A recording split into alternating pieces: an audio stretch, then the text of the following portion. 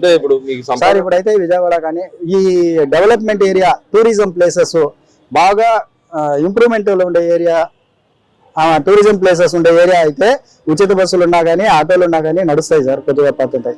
అదే ఉచిత బస్సు అన్న తర్వాత గ్రామాంతరంలో కానీ నియోజకవర్గాల్లో కానీ ఉచిత బస్సు అన్నప్పుడు మిగతా వాళ్ళు బతకడం చాలా ఇబ్బంది అవుతుంది సార్. దాని గురించి కొద్దిగా ముఖ్యమంత్రి వర్యులు ఆలోచిస్తే బాగుంటుంది సార్. నా లోకేష్ గారు కూడా వైసీపీ నాయకులు కూడా అదే అంటున్నారు, మా ఎవరైతే ఆటోలు ఉన్నారో ఆటో డ్రైవర్లు అందరూ బతుకు ఎడతలేని పరిస్థితిలో ఉన్నారు ఈ గవర్నమెంట్ వచ్చిన తర్వాత సార్. ఇప్పటి వరకు లేదు సార్.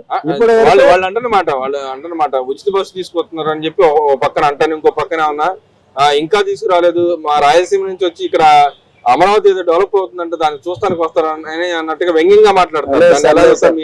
రాయలసీమ వ్యక్తిగా మీరు ఎలా చూస్తారు దాన్ని? సార్ రాయలసీమలో వ్యక్తిగా నేను ఒకటే చెప్తున్నాను సార్, ఇక్కడ నాకేమీ డెవలప్మెంట్ జరగలేదు అనేది తప్పు సార్. అది మనసు లక్ష్యతో పెట్టుకొని జరగాలి. ఎందుకంటే వాళ్ళు అంత కరెక్ట్ గా చేసింటే ఎందుకు సార్ అందరూ వైసీపీ వదిలేసి ఇంక దీనికి వచ్చి చేరిపోతున్నారు టీడీపీలో? ప్రజలకు సేవ చేయాలంటే అన్ని సౌకర్యాలు ఉండాలి, అన్ని బాగుండాలి. అవి ఉంటేనే కదా. మీరు బాగుంటే ఎందుకు అక్కడ నుండి అందరూ పారిపోయి వచ్చేస్తారు? ప్రజలను పెట్టండి, పక్కన పెట్టండి. ప్రజలు భయపడతారు, ఏదో చేస్తారు. లాస్ట్ టైం అయితే ప్రజల్ని భయపెట్టించి వాళ్ళు భయభ్రాంతులు చేసే గెలిచారు అప్పటికి కూడా.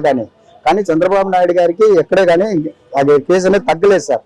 కొద్దిగా ఈ నాయకుల లోపాల వల్ల, ఈ నాయకుల మధ్యలో ఎమ్మెల్యేలు నాయకులు ఉంటారు కదా, వీళ్ళు చేసిన పొరపాట్ల వల్ల పెద్ద ఆయనకి చంద్రబాబు నాయుడు గారికి దెబ్బ పడింది తప్పితే చంద్రబాబు నాయుడు గారు చేసింది ఏం లేదు సార్. ఆ రోజు నుండి ఈ రోజు వరకు కార్మిక వర్గానికి కానీ ప్రజలకు కానీ మంచి ఆలోచించుకుంటే మహిళలకి ఇంకా పెద్ద ఎత్తున సార్ ఈ రోజు గోకులం షెడ్లు కట్టించినారు సార్. అతను గోకులం షెడ్లు ఇచ్చినారు, మహిళలకు డ్వాక్రా లోన్లు ఇచ్చినారు, సూపర్ 6 గ్యాస్ సిలిండర్లు ఇచ్చినారు, ఇప్పుడు టైలర్ కుట్టు మిషన్లు ఇచ్చినారు, వ్యాపారస్తులకు తోపుడు బండ్లు ఇచ్చినారు. అది పోగా ఇప్పటికి ఎలక్ట్రిక్ సైకిల్స్, అంటే ఎవరైనా ఈ మార్కెట్కి వెళ్ళి ఏదైనా కొనుక్కొచ్చుకోవాలంటే ఆటోకి ఎంత ఇస్తారు, ఆటోకి అయితే ఇంత డబ్బులు అవుతుంది కదా, అది కూడా ఎందుకు లేండి మీకు ఎలక్ట్రిక్ సైకిల్ ఇస్తానని చెప్పేసి ఈ రోజు ఎలక్ట్రిక్ 4 అవర్లు సైకిల్ ఛార్జ్ చేసుకున్నామంటే 180 కిలోమీటర్లు పోతుంది సార్. వాళ్ళు దాంట్లోనూ బెనిఫిట్ పొందుతున్నారు. ఇప్పుడు ఎలక్ట్రిక్ ఆటోలు అనేది వచ్చినాయంటే ఇంకాను 100% బాగా అభివృద్ధి చెందుతుంది సార్. ఆటో డ్రైవర్ల జీవితాలు బాగా మెరుగుపడతాయి సార్. అంటే ఇక్కడ మీరు ఆటో డ్రైవర్ల జీవితాలు బాగుపడతాయని అంటారు. అవును సార్. కానీ వాళ్ళు వైసీపీ నాయకులు అంటాం ఏంటంటే ఇంకా బతుకు దీనంగా తయారు చేస్తున్నాడు, వీళ్ళకి ఎక్కడ ఉపాధి దొరకట్లేదు. లేదు సార్, ఉపాధి అంటే ఆటో డ్రైవర్ ఏ ఉపాధికి వెళ్తాడు సార్? ఆటో డ్రైవర్ ఉంటే ఆటో బాగుంటే చాలు, పెట్రోల్ డీజిల్ తగ్గితే ఆటో డ్రైవర్ బాగుంటాడు. అదే ఎలక్ట్రిక్ వెహికల్స్ వచ్చిందంటే పెట్రోల్ కయ్యవచ్చు, డీజిల్ కయ్యవచ్చు. ఎలక్ట్రిక్ బండికి 2 రూపీస్ 3 రూపీస్ పడుతుంది సార్ యూనిట్ కి. ఒక రోజు అంతా అనుకుంటే 25 రూపీస్ 30 రూపీస్ కరెంట్ ఛార్జీ కాదు. అదే ఎలక్ట్రికల్ ఆటో డ్రైవర్ బతికినట్లు కదా. అదే పెట్రోల్ డీజిల్ రేట్లు వీళ్ళు 20 సార్లు పెంచినారు. ఇప్పుడు మీకు ఇల్లు ఉంది, సొంత ఇల్లు ఉందా మీకు? సార్ లేదు సార్, నేను బాడిగ ఇంట్లోనే ఉన్నాను సార్. బాడిగ ఇంట్లోనే ఉంటారు? అవును సార్. సొంత ఇల్లు ఉన్న వాళ్ళకి సోలార్ పెట్టేసి మీలాంటి ఎలక్ట్రికల్ దాన్ని ప్రొవైడ్ చేస్తే మీకు ఎంత లాభం ఉండొచ్చు అంటారు? సార్ 100% లాభం ఉంది సార్. అది ప్రభుత్వానికి లాభం ఉంది సార్. ఇప్పుడు ఎందుకంటే మాకు ఎలక్ట్రిక్ పెట్టిన వల్ల ఇప్పుడు 1000 రూపీస్ వస్తుంది సార్. మా బాడిగ ఇంట్లో ఉంటా ఉన్నాము. ఒక ఫ్రిడ్జ్ ఉంది ఇంట్లో, ఒక ఫ్రిడ్జ్ ఉంది, ఒక టీవీ ఉంది సార్, 2 ఫ్యాన్లు ఉన్నాయి, 2 బల్బులు ఉన్నాయి సార్. దీనికి 1000 రూపీస్ వరకు 900, 1000, 1200 వరకు మాకు బిల్లులు పడుతున్నాయి సార్. అదే సోలార్ పడినప్పుడు మేమైతే ఆ బిల్లు కట్టడం అవసరం లే కదా. దాంట్లో మేము ఉపయోగించుకొని పోగా మిగిలింది అయితే ప్రభుత్వానికి వెళ్తా ఉంది. ప్రభుత్వం తీసుకొని దానికి కూడా మాకు డబ్బులు ఇస్తానంటా ఉంది కదా. ప్రభుత్వం ఉచితంగా అది కదా. వైసీపీ నాయకులు ఏంది ఈ గవర్నమెంట్ వచ్చిన విద్యుత్ ఛార్జీలు కూడా పెంచేశారని చెప్తున్నాడు. ఎక్కడ పెంచినారు సార్ చెప్పమన్నారు సార్. వీళ్ళైతే 20 సార్లు పెంచినారు. పెట్రోల్ డీజిల్ సార్లు 10 సార్లు పెంచినారు. విద్యుత్ ఛార్జీలు ఎక్కడ పెంచినారు? ఇప్పుడు చెప్పినారు సార్, మొన్న కూడా స్టేట్మెంట్ చెప్పినారు చంద్రబాబు నాయుడు గారు. ఇంకా 4 ఏళ్ళు విద్యుత్ ఛార్జీ పెంచే అవకాశమే లేదని కూడా ఆయన స్టేట్మెంట్ ఇచ్చినారు. వీళ్ళు ఇలా అంటున్నారు కాబట్టి ఆయన ముందుగానే ఆ విషయం కూడా చెప్పినారు. కూటమి ప్రభుత్వం వచ్చిన తర్వాత చాలా వరకు మనశ్శాంతిగా బతుకుతున్నారు సార్ ప్రజలు. అదేవిధంగా మీరు చిత్తూరు జిల్లా వాసిగా అంటున్నారు కాబట్టి మీ ఏరియాలో శ్రీ సిటీ ఉంది. శ్రీ సిటీలో ఉపాధి అవకాశాలు మీ పిల్లలకి ఎలా ఉన్నాయి అంటారు? సార్ మా పిల్లలకు వచ్చేసి ఇప్పుడు జాబ్ మేళా అనేసి పెడుతున్నారు సార్. ఈ టీడీపీ ప్రభుత్వం వచ్చిన తర్వాత ప్రభుత్వం తరఫున కడా ఆఫీసర్ని ఒకరిని పెట్టినారు సార్. కలెక్టర్ అక్కడే ఉన్నారు సార్. మాకు 15 రోజులకు ఒకసారి వేసి నెలకు ఒక రోజైనా సరే జాబ్ మేళా అనేది పెడుతున్నారు. మా పిల్లలు అప్పుడు మా వాళ్ళందరూ పిల్లలే కాదు సార్, ప్రజలు కూడా కానీ పుష్పూల్ అనేది ఒక ట్రైన్ వేసుకునేసి బెంగళూరుకి వెళ్ళిపోయేవాళ్ళు సార్. ఉదయాన్ని పోతే నైట్ వచ్చేవాళ్ళు అనమాట. రాత్రి 11 గంటలకి, ఉదయాన్నే 5:30 గంటలు లేచి మళ్ళీ పరుగులు పెట్టేవాళ్ళు అనమాట వలస పనులకి. అయితే ఇప్పుడు కుప్పంలో వాళ్ళ పనులు వాళ్ళు చేసుకుంటా ఉన్నారు. పిల్లలకు ఉద్యోగాలు వస్తున్నాయి. ఎవరికి ఏ స్తోమత ఏం చదువుకున్నారో వాళ్ళకి ఆ స్తోమతకి తగ్గ ఉద్యోగాలు అక్కడక్కడ ఇమరుస్తున్నారు. ప్రైవేట్ కంపెనీల్లో కానీ మమ్మల్ని ప్రమోట్ చేస్తున్నారు. మా పిల్లలకు ఉద్యోగాలు వస్తున్నాయి. అందరూ బాగానే ఉన్నారు సార్. ఇకపోతే మాకు ఇక్కడ కంపెనీలు కూడా ఇప్పుడు పెట్టామంటున్నారు సార్, కొత్తగా కంపెనీలు. అవి వస్తే గానీ ఎవరే కానీ వలస వెళ్ళాల్సిన ప్రసక్తి లేదు, బయట రాష్ట్రాల్లో పోయి బతకాల్సిన అవసరం అయితే లేదు. ఆంధ్ర రాష్ట్రంలో గుండె పైన చేసుకుంటూ తెల్లాడుతూ 9 గంటలకు పోయి సాయంత్రం 5 గంటలకు అయితే డ్యూటీకి చేరుకొని పిల్లాబాబులతో నెమ్మదిగా ఉండొచ్చు సార్. అదేవిధంగా మీరు మందు అవుతూ ఉంటారా సార్? నాకైతే అలవాటు లేదు సార్, కానీ చాలా మంది తాగి నాశనమైన వాళ్ళు ఉంటారు. గతంలో మందుకి ఇప్పుడు మందుకి తేడా ఏముందని సరే, గతంలో మందు ఇది కూడా ఒకసారి మీరు అడిగినారు కాబట్టి నేను చెప్పాలనుకున్నాను. అది ఏ విధంగా పోతుంది అనేసి నేను చెప్పలేదు, కానీ ఇప్పుడైతే మీరు అడిగినారు కాబట్టి నేను ఖచ్చితంగా చెప్తాను సార్. గతంలో ఉన్న చీప్ లిక్కర్ మందులు తాగి లివర్లు చెడిపోయేసి యూత్ మంచి వయసులో సార్, 50 ఏళ్ళు కూడా కాదు సార్, 25, 30, 35 ఏళ్ళ వయసులో ఉండే వాళ్ళే చాలా మంది లివర్ ప్రాబ్లం వచ్చి చనిపోయినారు సార్. వాళ్ళ కుటుంబాలన్నీ రోడ్డును పడినాయి సార్. ఏమంటే ఈ చీప్ లిక్కర్ లో క్వాలిటీ లేకుండా దాన్ని తాగి తాగి తాగి చాలా అంటే ఖర్చులు ఎక్కువ కదా సార్. అదైతే బ్రాండెడ్ ఎక్కువ, దాన్ని పెట్టినారు, అంత ఖర్చు ఇచ్చి తాగలేరు వాళ్ళు. ఏదో మద్యానికి బానిస అయిపోయి ఈ చీప్ లిక్కర్లు తాకుండా వాళ్ళ జీవితాలు చాలా మంది కుటుంబాలు రోడ్డును పడినాయి సార్. కానీ ఇప్పుడు అన్ని మద్యాల పైనను ఆ చీప్ లిక్కర్ అనేది తీసేసినారు సార్. చంద్రబాబు నాయుడు గారి పీరియడ్ లో వచ్చిన వెంటనే మొదట చేయి పెట్టింది దానిపైన, దాన్ని తీసేసి నికాసైన మందుల పైనను దానిపైన పర్సంటేజ్ తగ్గించి తక్కువ రేట్లకి మందులు పంచి విడేదో తాగే వాళ్ళైనా కొద్దిగా బాగుంటారని నా ఉద్దేశం సార్. అంటే ఇక్కడ మీ జిల్లా నాయకుడు ఒక నాయకుడే, దీంట్లో కల్తీ లిక్కర్లో ఆయన ఉన్నాడని చెప్పి అంటున్నారు. కల్తీ మధ్య వాళ్ళు సొంత బ్రాండ్లు తయారు చేస్తే దానివల్ల చాలా మంది చనిపోయారని చెప్పి అంటున్నారు, నిజమేనా? నిజమే సార్, అది చాలా మంది, నేను ఇప్పుడే చెప్పినాను సార్, వాళ్ళ ఫ్యామిలీలు రోడ్డును పడినాయి.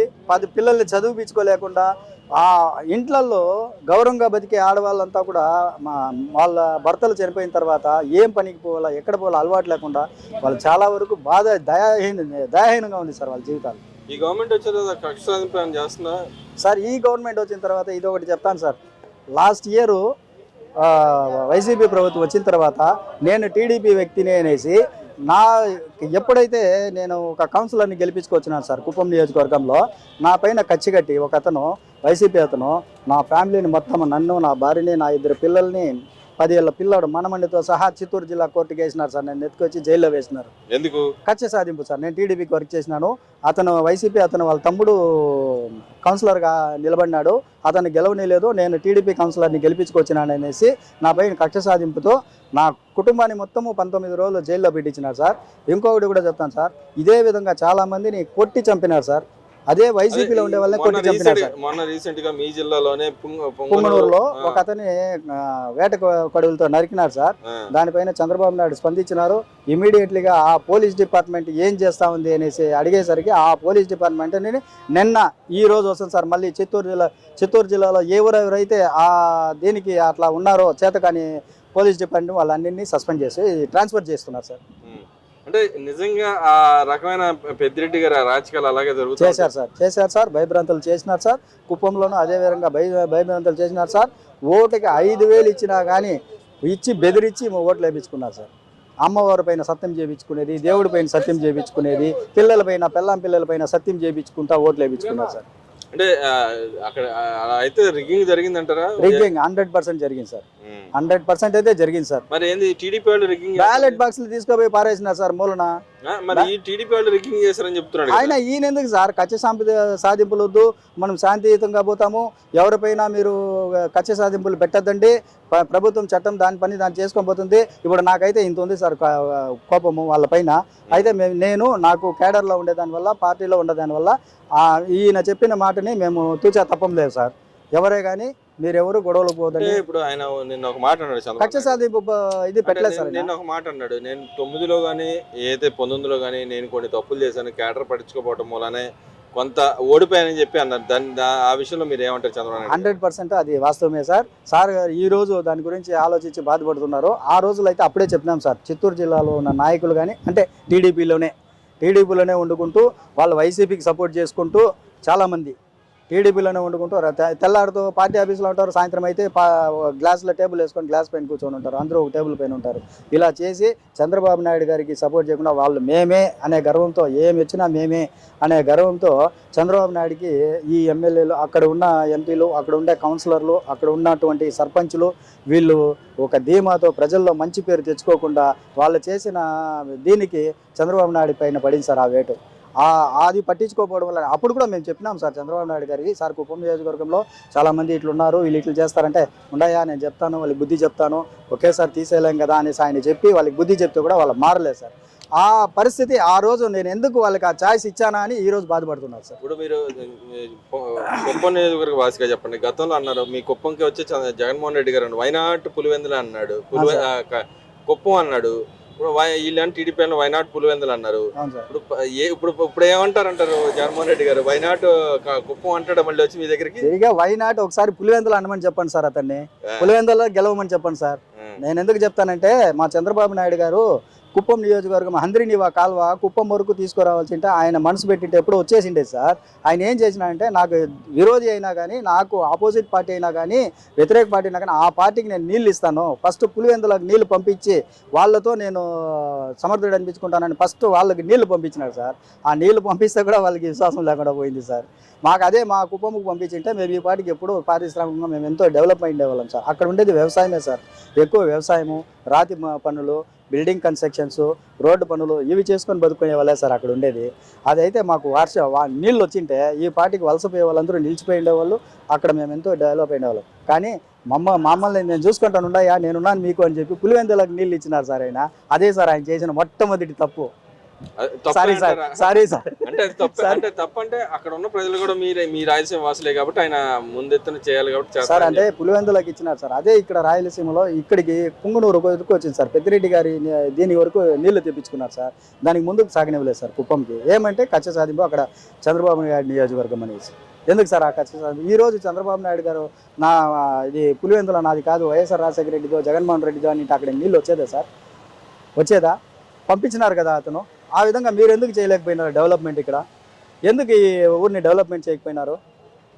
ఊరిపైన కానీ దేనిపైనా కానీ మీరు ఎందుకు డెవలప్మెంట్ కాన్సెషన్ పెట్టలేదు? ఎప్పుడే కానీ ఎప్పుడు చూసినా కక్ష సాధింపులు అంటే ఏంది సార్? రాజకీయాల కక్ష సాధింపులు ఉంది సార్. ఈ రోజు 2 రోజులు ఉంటారు, 2 రోజులు ఇంట్లో కూర్చున్నారు. దీంట్లో రాజకీయాలు కక్ష సాధింపులు ఎక్కడి నుండి? ఇప్పుడు కోర్టు కూడా పిలుస్తుంది రమ్మనమని, ఆయన రేపు పొద్దున్న కోర్టుకి వెళ్తారనుకుంటున్నారు సార్. ఉప్పు తిన్న వాళ్ళు నీళ్లు తాగాలి సార్. ఉప్పు తిన్న వాళ్ళు ఖచ్చితంగా నీళ్లు తాగుతారు సార్. కానీ ఉప్పు తిన్నవాడు ఏం తాగడు కదా. ఖచ్చితంగా అదైతే చట్టం దాని పని అది చేసుకోబోతుంది సార్. మా ముఖ్యమంత్రి వారిలో అంతే చెప్పినారు సార్.